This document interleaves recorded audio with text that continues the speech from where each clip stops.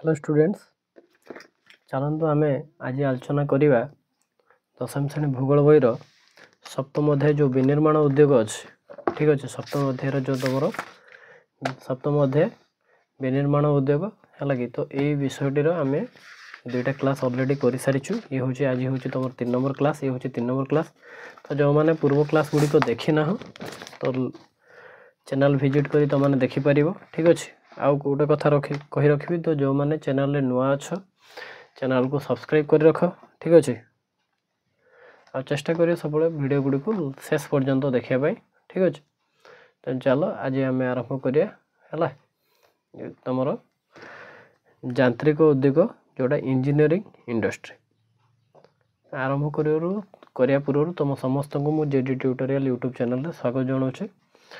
स्वाधीनता पूर्व आम देश प्राय समस्त प्रकार यंत्र इंग्लैंड किंवा जर्मनी आदि विदेशी राष्ट्र आमदानी करुला ठीक अच्छे आमदानी करुला ये आमदानी शब्दर अर्थ हूँ कौन ना भारत कौन से द्रव्य अदर कंट्री जमती कि इंग्लैंड है जर्मनी है ये सब कंट्री जो सब जिनस किणी थाए जहाँ बदल फॉरेन करेन्सी जोड़ा वैदेशिक मुद्रा खर्च करता तो यही प्रक्रिया को आमदानी बोली कह जाए ठीक अच्छे माने कौन से द्रव्य आम अदर कंट्री किणिकी आनिबा ठीक अच्छे द्वारा आम फॉरेन करेन्सी गुड़िक खर्च हो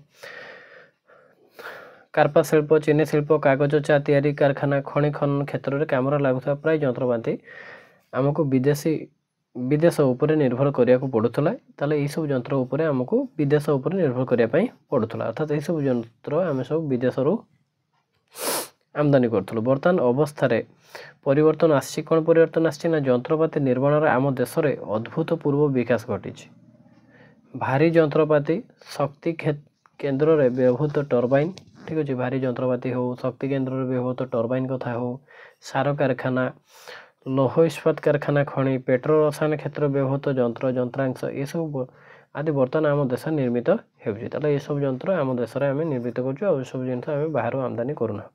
झारखंड रांची स्थापित भारी इंजीनियरिंग निगम हेवी इंजीनियरिंग कॉर्पोरेशन लौह इस्पात शिल्प व्यवहृत विशालकाय मेसीन तैयारी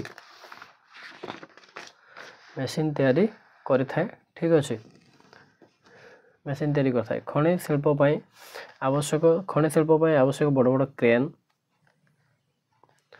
क्रेन दुर्गापुर ठारे तैयारी हुए सेमती भोपाल हरिद्वार ठारे थिबा भाल BHEL भाल भारत हेवी इलेक्ट्रिकल लिमिटेड भाल विद्युत उत्पादन पर बृहद आकार टर्बाइन और वैद्युतिक यंत्रपाति निर्माण करता है ये सब कथा गुड़ा मन रखिए जो कौ इंडस्ट्री कौटी अच्छी आ कौन सब तैयारी होउछि शल्य चिकित्सा यंत्रपाति टेलीफोन आदि भिन्न भिन्न स्थान विभिन्न भारतीय उत्पादनकारी द्वारा उत्पादित होउछि ए क्षेत्र भारत स्वावलंबी हो पारे अर्थात ए क्षेत्र भारत आत्मनिर्भरशील हो पारे सब जिन भारत को अदर कौन कंट्री देश इंपोर्ट करने पड़ूना आमदानी करने पड़ूना। परिवहन क्षेत्र में भारत यथेष्ट विकास लाभ करिछि परिवहन है कि तुम पढ़ो परिवहन जोगाजोग या आम आलोचना करवा तो परिवहन क्षेत्र में भारत यथेष्ट विकास लाभ करिछि भारतीय रेल विभाग वैषयिक ज्ञान कौशल अद्भुतपूर्व साफल्य अर्जन करुछि कौन करुछि देखिए रेल इंजिन यात्रीवाही डबा मालवाही डबा आदि भारतीय रेल विभाग द्वारा उत्पादित होता है रेल इंजिन कथा हो यात्रीवाही डबा कथा हो मालवाही डबा कथा हो ये सब रेल विभाग भारत जो रेल विभाग अच्छे तारी द्वारा उत्पादित होती आसला बाष्पीय इंजिन डीजेल इंजिन वैद्युतिक इंजिन तो आम जाने बाष्प इंजिन जोड़ा कोयलार चलता है डीजेल इंजिन डीजेल साहाଯ୍य आ वैद्युतिक इंजिन इलेक्ट्रिकल लाइन रे इलेक्ट्रिक द्वारा जो इंजिन चलता है वैद्युतिक इंजिन कहुए भारत निर्मित होउछि बाष्प इंजिन क्षमता कम थी परिवेश को प्रदूषित कर कहीं तुम जान बाष्प इंजिन जोड़ा कोयला जलिकी जो स्टीम तैयारी कर स्टीम द्वारा तुम इंजिन चलो तो से प्रकार इंजिन व्यवहार द्वारा परिवेश प्रदूषित होता बहुत परिवेश प्रदूषित होता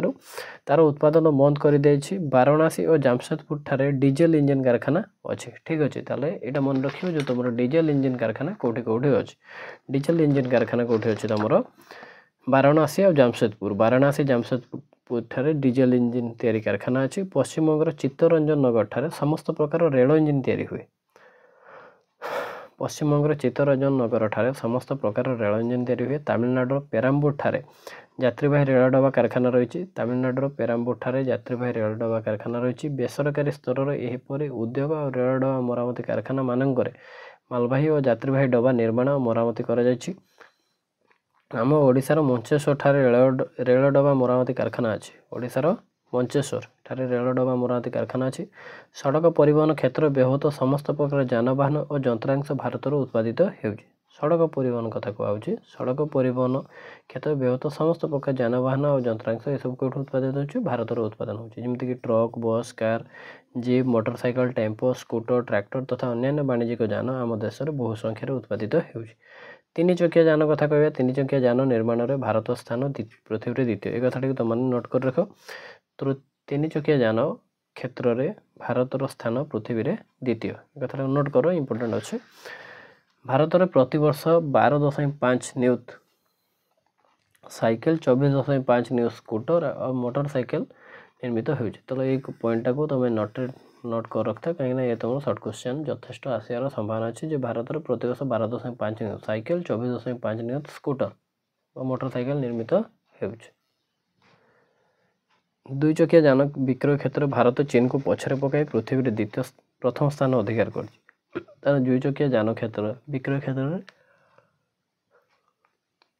ଭାରତ ଚୀନକୁ ପଛରେ ପକାଇ ପୃଥିବୀରେ ତାହେଲେ ଭାରତ ପ୍ରଥମ ସ୍ଥାନ ଅଧିକାର କରିଛି ଦୁଇ ଚକିଆ ଯାନ ବିକ୍ରୟ କ୍ଷେତ୍ରରେ। ଏ ସମସ୍ତ ଶିଳ୍ପ ବଡ଼ ବଡ଼ ସହର ନିକଟବର୍ତ୍ତୀ ଅଞ୍ଚଳ ଯେମିତି କହିଲା ଦିଲ୍ଲୀ, ଗୁଡ଼ଗାଁଓ, ମୁମ୍ବାଇ, ଚେନ୍ନାଇ, ବେଙ୍ଗଲୁରୁ, ପୁଣେ, କୋଲକାତା, ଲକ୍ଷ୍ନୌ, ଇନ୍ଦୋର, ହାଇଦ୍ରାବାଦ ଓ ଜାମଶେଦପୁର ଆଦି ସହରମାନଙ୍କରେ ତିଆରି ହେଉଛି। କେଉଁଟା? ତୁମର ଦୁଇ ଚକିଆ ଯାନ। ତାପରେ ଆସିଲା ଏଠାରେ କାରିଗରୀ ଜ୍ଞାନ କୌଶଳ ଆଉ ତାଲିମପ୍ରାପ୍ତ କୁଶଳୀ ଶ୍ରମିକ ପାଇବାରେ କୌଣସି ଅସୁବିଧା ହୋଇନଥାଏ। ମାରୁତି ଉଦ୍ୟୋଗ ଗୁଡ଼ଗାଁଓ ଠାରେ, ହିନ୍ଦୁସ୍ତାନ ମୋଟର୍ସ କୋଲକାତାରେ, ଟାଟା ମୋଟର ଜାମଶେଦପୁର ପୁନେ ଠାରେ ନିଜ ନିଜର ମୋଟର ତିଆରି କାରଖାନା ସ୍ଥାପନ କରିଛନ୍ତି। ଟାଟା ମୋଟର ଜାମଶେଦପୁର କାରଖାନାରୁ ଏବଂ ଅଶୋକ ଲେଲ୍ୟାଣ୍ଡ ଚେନ୍ନାଇ କାରଖାନାରୁ ହଜାର ହଜାର ସଂଖ୍ୟାରେ ଟ୍ରକ୍ ନିର୍ମାଣ କରି ବଜାରକୁ ଛାଡ଼ୁଛନ୍ତି।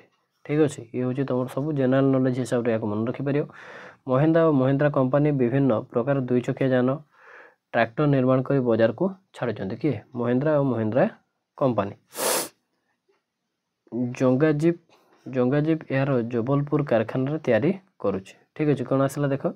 ଭାରତୀୟ ସ୍ଥଳ ସେନା ପାଇଁ ଶକ୍ତିମାନ ଟ୍ରକ୍ ନିଶାନ ଆଉ ଜଙ୍ଗଜିପ୍ ଏହାର ଜବଲପୁର କାରଖାନାରେ ତିଆରି କରୁଛି। ତାପରେ ଆସିଲା ଜଗତୀକରଣ ପ୍ରକ୍ରିୟା ଆରମ୍ଭ ହେବା ପରେ ଅନେକ ବିଦେଶୀ କମ୍ପାନୀ ଯେମିତିକି ହୋଣ୍ଡା, ସୁଜୁକି, ଫୋର୍ଡ ଏସବୁ ଭାରତରେ ନିଜର କାରଖାନା ସ୍ଥାପନ କରି ବ୍ୟବସାୟ ଆରମ୍ଭ କରିଛନ୍ତି। ଠିକ୍ ଅଛି, ତାହେଲେ ଇଏ ଥିଲା ତୁମର ପରିବହନ କ୍ଷେତ୍ରରେ କ'ଣ ବିକାଶ ଲାଭ କରିଛି। ତାପରେ ଆମେ ଯିବା ଜାହାଜ ନିର୍ମାଣ କାରଖାନା। ଠିକ୍ ଅଛି, ଜାହାଜ ନିର୍ମାଣ କ୍ଷେତ୍ରରେ ଜାହାଜ ନିର୍ମାଣ ଏକ ବୃହତ୍ ଶିଳ୍ପ, କାହିଁକିନା ଜାହାଜରେ ସବୁ ଭାରି ଭାରି ଯନ୍ତ୍ରାଂଶ ସବୁ ଖଞ୍ଜି ଦିଆଯାଇଥାଏ, ତେଣୁ ତାହା ତ ବୃହତ୍ ଶିଳ୍ପ ହିଁ ହେଇଥାଏ। ଏହି କାରଖାନା ପାଇଁ ଅଧିକ ପୁଞ୍ଜି ଆବଶ୍ୟକ ହୋଇଥାଏ। ବର୍ତ୍ତମାନ ଭାରତରେ 5ଟି ଜାହାଜ ନିର୍ମାଣ କାରଖାନା ରହିଛି। କେଉଁଠି? ପ୍ରଥମ ହେଉଛି ବିଶାଖାପାଟଣା, କୋଚି, ମୁମ୍ବାଇ, ମର୍ମାଗାଓଁ ଏବଂ କୋଲକାତା। এই ଜାଗାରେ 5ଟି ଜାହାଜ ତିଆରି କାରଖାନା ଅଛି। ବିଶାଖାପାଟଣା, କୋଚି, ମୁମ୍ବାଇ, ମର୍ମାଗାଓଁ ଆଉ କୋଲକାତା। ଏହା ଏକ ରାଷ୍ଟ୍ରାୟତ୍ତ ଉଦ୍ୟୋଗ। କେଉଁଟା? ଜାହାଜ ନିର୍ମାଣ ହେଉଛି ରାଷ୍ଟ୍ରାୟତ୍ତ ଉଦ୍ୟୋଗ। ଏଠାରେ ନୌବାହିନୀ ପାଇଁ ଯୁଦ୍ଧ ଜାହାଜ, ଯାତ୍ରୀବାହୀ ଜାହାଜ ନିର୍ମିତ ହୋଇଥାଏ। ଏହାଛଡ଼ା ଷ୍ଟ୍ରିମର, ବାର୍ଜ, ଡ୍ରେଜର ଓ ଉପକୂଳବାହୀ ଜାହାଜ ଆଦି ମଧ୍ୟ ଏଠାରେ ନିର୍ମାଣ କରାଯାଇଥାଏ। ଜାପାନ ସହାୟତାରେ କୋଚି ଠାରେ ପ୍ରତିଷ୍ଠିତ ଜାହାଜ ନିର୍ମାଣ କାରଖାନା 1 ଲକ୍ଷ DWT 1 ଲକ୍ଷ ଡେଡ୍ ୱେଟ୍ ଟନ୍ସ।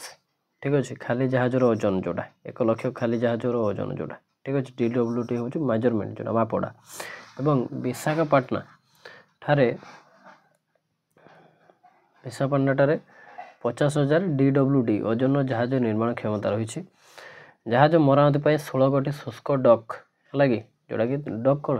ଶୁଷ୍କ ଡକ୍, ଡ୍ରାଏ ଡକ୍, ଯେଉଁଟା ପୋତ ନିର୍ମାଣ ବା ମରାମତି କ୍ଷେତ୍ର ରହିଛି। 16ଗୋଟି କ୍ଷେତ୍ର ରହିଛି। ଠିକ୍ ଅଛି, ତାପରେ ଜାହାଜ ନିର୍ମାଣ ଶିଳ୍ପ ଦେଖିବା। ଜାହାଜ ନିର୍ମାଣ ପାଇଁ କ'ଣ ଶିଳ୍ପ ରହିଛି? ଭାରତ ଏପର୍ଯ୍ୟନ୍ତ ଜାହାଜ ମାନେ ଇଏ କ'ଣ ହେଲା ତୁମର? ଉଡ଼ାଜାହାଜ। ଆମେ ଏପର୍ଯ୍ୟନ୍ତ ପଢ଼ିଥିଲୁ ପାଣି ଜାହାଜ, ଇଏ ଆସିଲା ଉଡ଼ାଜାହାଜ। ଉଡ଼ାଜାହାଜ ନିର୍ମାଣ ଶିଳ୍ପ କ'ଣ ରହିଛି? ଭାରତ ଏପର୍ଯ୍ୟନ୍ତ ବେସାମରିକ ବିମାନ ନିର୍ମାଣ କ୍ଷେତ୍ରରେ ପ୍ରବେଶ କରିନାହିଁ। ବେସାମରିକ ହେଲା, ଯେଉଁଟା ସାମରିକର ବାହାରେ ଯୁଦ୍ଧ ପାଇଁ ବ୍ୟବହାର ହୁଏ ନାହିଁ, ସେସବୁ ଜାହାଜ କ୍ଷେତ୍ର ଭାରତ ପ୍ରବେଶ କରିନାହିଁ। ସାମରିକ କ୍ଷେତ୍ରରେ ବ୍ୟବହୃତ ବିମାନର ନିର୍ମାଣ ପାଇଁ ବେଙ୍ଗଲୋର, ସୁନାବେଡ଼ା ଯେଉଁଟା କୋରାପୁଟରେ, ନାସିକ, ହାଇଦ୍ରାବାଦ, କାନପୁର, ଲକ୍ଷ୍ନୌ ଠାରେ କାରଖାନାମାନ ସ୍ଥାପିତ ହୋଇଛି। ବେଙ୍ଗଲୁରୁ କାରଖାନାରେ बेंगलुरु कारखाना कृषि क्षेत्र में उपयोग पर कृषक और पुष्पक नामक 2टी हेलिकॉप्टर निर्मित हो अर्थात जो कृषि क्षेत्र में जो औषध सिंचन पर ये सब क्षेत्र 2टा हेलिकॉप्टर अर्थात 2टा ड्रोन है कि एगुड़ा कृषक पुष्पक हूँ ड्रोन सेमती किरण आसला प्रशिक्षण मरुत जोटा सुपरसोनिक जेट लढ़ुआ विमान है MiG-2 एवं नाट जोटा हल्का लढ़ुआ विमान निर्माण आम देश संभव होती ये थिला आम देश निर्मित सामरिक विमान तापर आसला इलेक्ट्रोनिक शिल्प ठीक अच्छे इलेक्ट्रोनिक शिल्प कौन अच्छे देखा तुम आसला ट्रांजिस्टर रेडियो ठार आरंभ कर टीवी सेट पर्यंत ठीक अच्छे ट्रांजिस्टर रेडियो ठार आरंभ कर टीवी सेट पर्यंत telephone exchange fax computer mobile set और डाक विभाग द्वारा व्यवहृत समस्त यंत्र इलेक्ट्रोनिक शिल्पर अंतर्भुक्त चेष्टा करिए कथा मन रखापी कहीं बेले बेले सर्ट क्वेश्चन 2 मार्क आसो इलेक्ट्रोनिक शिल्प अंतर्भुक्त विषय गुड़िक लेख यही विभाग सामरिक रेल विमान महाकाश विज्ञान पाणीपाग क्षेत्र व्यवहृत यंत्रपाति जगाई थाए यार व्यवहार साधारण जनसाधारण जीवनशैली तथा गुणवत्तार परिवर्तन आने संगे संगे भारतीय अर्थनीति उपर सुफल प्रभाव पकई बर्तमान कंप्यूटर व्यवहृत प्रोग्राम और यार यांत्रिक अंश उत्पादन क्षेत्र में भारत विश्व बजार स्वतंत्र स्थान सृष्टि कर कंप्यूटर व्यवहृत प्रोग्राम हाँ आजिका डेट्रे प्रोग्राम बिना कंप्यूटर अचल हाँ सब क्षेत्र में कंप्यूटर को मोबाइल भी सफ्टवेयर रोचे यांत्रिक अंश उत्पादन क्षेत्र में भारत विश्व बजार स्वतंत्र स्थान सृष्टि कर बेंगलुरु को देशर इलेक्ट्रोनिक्स राजधानी आख्या दे था यहाँ सर्ट क्वेश्चन हिसाब से मन रखिए है तो बेंगलुरु को देशर इलेक्ट्रोनिक्स राजधानी रूपे आख्या दे प्रश्न आसीपे जे क्या इलेक्ट्रोनिक्स राजधानी कहले कौटा बुझाऊ तुम बेंगलुरु कह देशर 36टी स्थान में STP सॉफ्टवेयर टेक्नोलॉजी पार्क है STP प्रतिष्ठा कराई यह देश में निजुक्ति सुजोग सृष्टि कर 31 मार्च 2005 पर्यंत देश में एक नियुक्त कर्म निजुक्ति सुजोग सृष्टि कर निजुक्ति पाई कर्मचारी मानक मध्य 30% महिला कर्मचारी अच्छा ठीक अच्छे कौन तुम जो सॉफ्टवेयर टेक्नोलॉजी पार्क रे ठीक अच्छे सॉफ्टवेयर क्षेत्र जो मैंने काम कर 30% महिला रही यह निश्चित भाव में उत्साहजनक भारतर मोट रप्तानी मूल्य 2.4% इलेक्ट्रोनिक्स शिल्पर आसला कि रप्तानी मूल्य कौटा 2.4% इलेक्ट्रोनिक्स शिल्प रप्तानी आस ठीक अच्छे ये कौन देला गोटा तुम जान कहीकि आम राज्य राजधानी भुवनेश्वर में इन्फोसिटी स्थापित हो कंप्यूटर शिल्प उल्लेखनीय अभिवृद्धि होता मन रखियो तापर आम आलोचना करिया जे भारतीय अर्थनीति शिल्प क्षेत्र दान तो अर्थनीति शिल्पर कौन सब दान रही अर्थनीति विकास और प्रगति क्षेत्र शिल्पर भूमिका अत्यंत गुरुत्वपूर्ण हाँ कि बिना शिल्पर गोटे देशर अर्थनीति विकास हो प्रगति होती आम यहाँ कहीपर ना तो शिल्प अच्छी तो देशर उन्नति अच्छी बोली कह स्वाधीनता समय देशर शिल्पर भित्तिभूमि अत्यंत दुर्बल थिला 1951 ठारू पंचवार्षिक योजना माध्यम आरंभ होता प्रयास द्वारा विकास संभव हो पार्टी पूर्व आम देश खाउटी द्रव्य गुड़िक अन्य राष्ट्र पर निर्भरशील था अर्थात खाउटी द्रव्य आम देश बारंबार अन्य राष्ट्र पर निर्भर करता किंतु बर्तमान खाउटी द्रव्य उत्पादन क्षेत्र केवल निर्भरशील नुहे एगुड़िक रप्तानी क्षेत्र अर्थात बर्तमान खाउटी द्रव्य गुड़िक भारत जी उत्पादन कर निज व्यवहार करापर आहरी बड़का अंश से बाहर को अर्थात अन्य देश को रप्तानी कर भारत में बहुत सुंदर कथाटी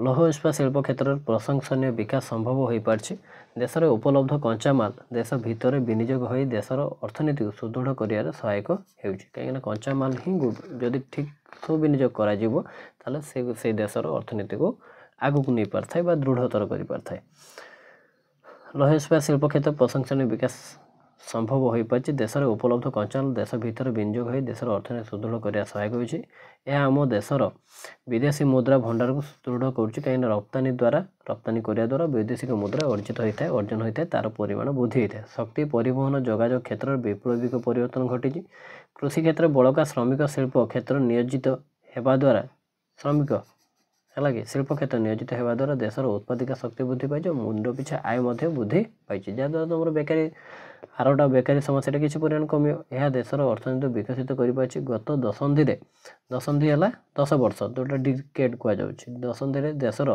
शिल्प अभिवृद्धि हार 7% सीमित रही है 2003 मसीहा ठारू यह 9 ରୁ 10% को वृद्धि पाई आगामी दशंधि यह 12% को वृद्धि पाए बोली आशा कराए आगामी दिन में यह अभिवृद्धि हार को अनुधान करने NMCC national manufacturing competitiveness council है कि मन रखियो ए काउंसिल कहीं तैयारी कराई गठित होती ठीक अच्छे आगामी दिन ये अभिवृद्धि कौन अभिवृद्धि होती खाली मन रखापी NMCC है कि काउंसिल गठित होपर कौन कहला देखिए तापर कहला शिल्पजनित प्रदूषण आ परिवेश अवक्षय ताले शिल्पजनित कौन कौन प्रदूषण हो कौन अवक्षय हो देखिए कहीं शिल्पर अग्रगति हम तो प्रदूषण निश्चित भाव में हम कहीं शिल्प कारखाना निर्गत धुआं धूली जो खराब विषाक्त पानी ये सब परिवेश को दूषित करिवार प्रमुख कारण भारतर अर्थनीति को विनिर्माण उद्योगर अवदान महत्वपूर्ण मात्र शिल्प द्वारा परिवेश प्रदूषण होगा संगे समय अवक्षय घटुच क्षय हो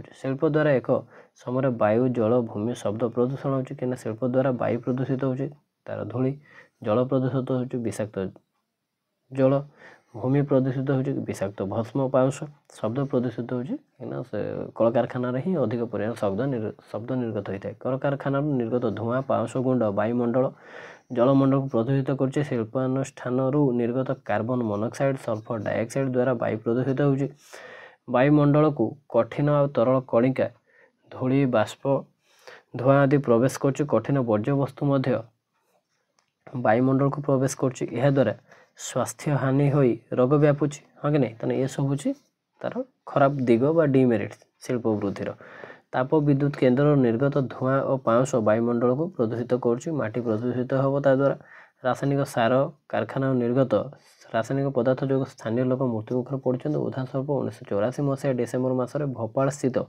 यूनियन कार्बाइड रु निर्गत मिथाइल आइसोसाइनाइड गैस विषक्रिया जो हजार हजार लोक प्राणहानि भली लोमहर्षणकारी विभीषिकार नजीर अर्थात से भाया लुक अच्छी देश में जमी घटना घटी जाइए आगुरी ठीक अच्छे एवं तापर कौन लिखाई देखिए शिल्प कारखाना निर्गत उभय जैव अजैव तथा तरल कठिन वर्ज्यवस्तु को नई नाल केनाल आदि को सीधा सड़क प्रदूषित कहीं ये सब द्रव्य जो केनाल पानी रे बा नई पानी रे नाल पानी मिसुचे से पानी को नष्ट कर दूँ एणु जल उपर निर्भर करता मनुष्य हूँ जीवजंतु उद्भिद प्रभावित होती माछ मरीजे जीव ताक व्यवहार करता मनीष मैंने द्वारा किछिटा खराब प्रभाव पड़े माछ गुड़िक मृत्यु मुखर पड़ते ए प्रकार जल व्यवहार करने द्वारा कृषि कार्य क्षतिग्रस्त होता है कोयला रंग साबुन कीटनाशक द्रव्य सार प्लास्टिक रबर शिल्प आदि प्रदूषणकारी कारखाना एवं कागज शिल्प बयन शिल्प चमड़ा शिल्प पेट्रो रसायन शिल्प चमड़ा कारखाना विद्युत प्रलेपन रु बाहरुथिबा विषाक्त पदार्थ द्वारा भूमि जल मृत्तिका तथा भूगर्भ जल प्रदूषित होता है ये बुझा पड़े कौ कौ कारक गुड़िक जो तुम शिल्प जनित प्रदूषण उदाहरण कलकारखाना मानकर जंत्रपातिर शब्द डिनामाइटर विस्फोट तथा डिनामाइट फाटिकार शब्द जानवाहन शब्द कर्तकलर शब्द वायव्य खदन आदि जनसाधारण क्षतिकारक स्थल विशेष विभिन्न वाद्ययंत्र निर्गत शब्द जनसाधारण क्षतिकारक होता है तुम्हें जान कौन कहला परमाणु शक्ति उत्पादन केन्द्र गुड़िकर तेजस्क्रिय विकिरण आगामी दिन में मनुष्य अधिक क्षतिकारक हो पारे कारण अधिकांश आणविक शक्ति उत्पादन केन्द्र गुड़िक समुद्र कूल अवस्थित सुनामी जो सामुद्रिक तरंग उक्त कारखाना प्रवेश कर आणविक प्रदूषण सृष्टि करुच्ची यार परिणाम भयावह होपर आसला कौन ना परिवेश अवक्षय रखापी कौन सब उपाय कर कहीं परिवेश अवक्षय कारण आम बहुत सारा पड़े तो तार कौन उपाय रही है कि measures to control of environmental degradation देख योजनाबद्ध उपाय शिल्प स्थापन उपयुक्त जंत्रपाति चयन चालना द्वारा अधिकांश प्रदूषण रखापर शिल्प कोयला बदल में खनिज तेल हो विद्युतर व्यवहार प्रदूषण द्वारा बहुमात्रा कम जापर जदि कोयला बदल आम खनिज तेल को व्यवहार करा विद्युत को व्यवहार करा प्रदूषण कहीं कोयला जलिले ही धूआं तैयारी हम प्रदूषण रखापर एरोसल उत्सर्जन नियंत्रण में अत्यंत आवश्यक ठीक अच्छे सेमती शिल्प फिल्टर अवक्षेपक आदि व्यवहार द्वारा प्रदूषण रखापर जानवाहन जैव डीजेल किंबा सौरशक्ति व्यवहार द्वारा प्रदूषण ह्रास कर कारखाना बाहर कठिन तथा तरल वर्ज्य वस्तु सीधा सड़क नई नाल को न छाड़ी उपचार पर छाड़े जल प्रदूषण कम होमती तरल वर्ज्य वस्तु गुड़ी को प्रथम यांत्रिक द्वितीय जैविक तृतीय जैव रासायनिक प्रकार द्वारा विशोधित कर विशोधन कर दरकार विशोधित खराब प्रभाव गुड़िक नष्ट हो मृत्तिका भूमि प्रदूषण रखापी 3टी स्तर में कार्यान्वित କାର୍ଯ୍ୟାନ୍ୱିତ କରାଯାଇପାରିବ। 3ଟା ସ୍ତର କାର୍ଯ୍ୟୋନ୍ନତ ଅର୍ଥାৎ କାର୍ଯ୍ୟଯୁକ୍ତ ଉନ୍ନତି କରାଯାଇପାରିବ କ'ଣ ନା ପ୍ରଥମେ ବର୍ଜ୍ୟବସ୍ତୁକୁ ବିଭିନ୍ନ ସ୍ଥାନରୁ ଗୋଟାଇ ଆଣି ଗୋଟେ ଜାଗାରେ ଠୁଳ ବା ଏକାଠି କରିବାକୁ ହେବ। ଦ୍ୱିତୀୟରେ ଏଗୁଡ଼ିକୁ ଗର୍ତ୍ତ ପୂରଣ ପାଇଁ ବିନିଯୋଗ କରାଯାଇପାରିବ। ତାକୁ ଆମେ ଗର୍ତ୍ତ କେଉଁଠି ଯଦି ଖାଲ ହେଇଥିବ ସେଠି ଭର୍ତ୍ତି କରିଦେଇ ତାକୁ ପୂରଣ କରିଦେଇପାରିବା। ତୃତୀୟ ସ୍ତରରେ ପୁନଃଚକ୍ରଣ ଦ୍ୱାରା ଏଗୁଡ଼ିକୁ ଉପଯୁକ୍ତ ବ୍ୟବହାର କରାଯାଇପାରିବ। ଯେମିତି ତୁମେ ଦେଖିଥିବ ବହି କାଗଜ ଗୁଡ଼ା ନେବା ପାଇଁ ଲୋକମାନେ ଆସନ୍ତି, ପ୍ଲାଷ୍ଟିକ୍ ଦ୍ରବ୍ୟ ଗୁଡ଼ା ନେବା ପାଇଁ ଲୋକ ଆସନ୍ତି, ଲୁହା ଦ୍ରବ୍ୟ ନେବା ପାଇଁ ଲୋକ ଆସନ୍ତି, ସେଗୁଡ଼ିକୁ ପୁନଃଚକ୍ରଣ ଦ୍ରବ୍ୟ। ତେଣୁ ତାକୁ ପୁଣି ଥରେ କାରଖାନା ନେଇକି ତାକୁ ପୁଣି ବ୍ୟବହାର ଉପଯୋଗୀ ସାମଗ୍ରୀରେ ପରିଣତ କରାଯାଏ। NTPC ପରିବେଶ ସଂରକ୍ଷଣ ପାଇଁ ତଥା ଜଳ, ଜାଳେଣୀ ଓ ଗ୍ୟାସର ଖର୍ଚ୍ଚ ନିୟନ୍ତ୍ରଣ ପାଇଁ ନିମ୍ନୋକ୍ତ କେତେକ ବ୍ୟବସ୍ଥା ଗ୍ରହଣ କରାଯାଇଛି। କ'ଣ ନା କରେ ହେଲା ଆଧୁନିକ ପଦ୍ଧତିରେ ଯନ୍ତ୍ରାଂଶ ଗୁଡ଼ିକର ବ୍ୟବହାର। ଆଧୁନିକ ପଦ୍ଧତିରେ ମାନେ ଆଜିକା ପଦ୍ଧତିରେ ଯନ୍ତ୍ରାଂଶକୁ ବ୍ୟବହାର କରିବା।